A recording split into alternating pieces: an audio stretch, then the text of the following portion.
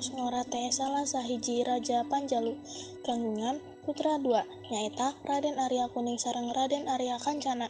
Nalika ngarasanjeunna ecak ngarieunan palai meureun murung ngabagawan anjeunna milih Raden Arya Kuning pikeun nuluykeun manjengkeun lalakon Panjalu.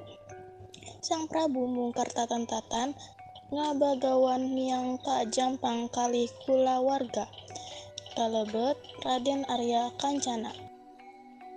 Raden Arya Kuning jeneng raja mingpin rahayatna kalayan wijaksana. Panjalu tintrim Kertaraharja.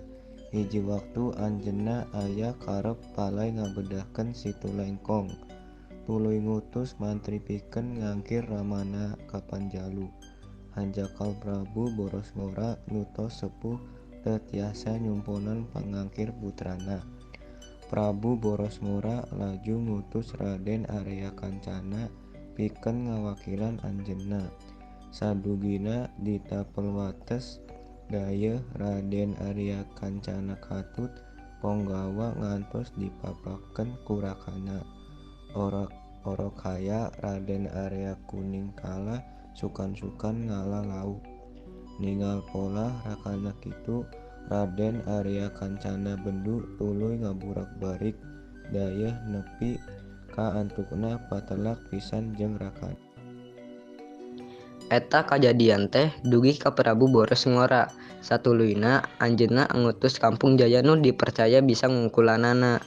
Antukna nu parasea teh alakur deui. Arya Kuning masrahkeun kalungguhan ka raina Arya Kancana. Ti harita Arya Kancana ngadeg bupati ngagentos rakana. Ti dinya Kampung Jaya dipapari jujuluk Sang Guru Haji. Satuluyna anjeun diistrenan jadi patih di Panjalu. Paheyeuk-heyeuk ngolah nagara sinareng Sang Raja Arya Kancana. Panjalu tinemu deui jeung katentreman.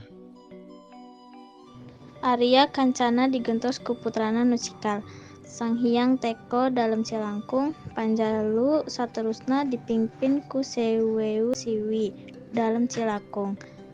Kayaning Arya Kadali, Raden Martabadadahin, Raden Martabaya, Raden Arya Natibaya, dalam Sumalah, Arya Sacanata, Raden Wirabaya, Raden Wiradipa, Raden Wirapraja, Cakranagara jeung saterusna.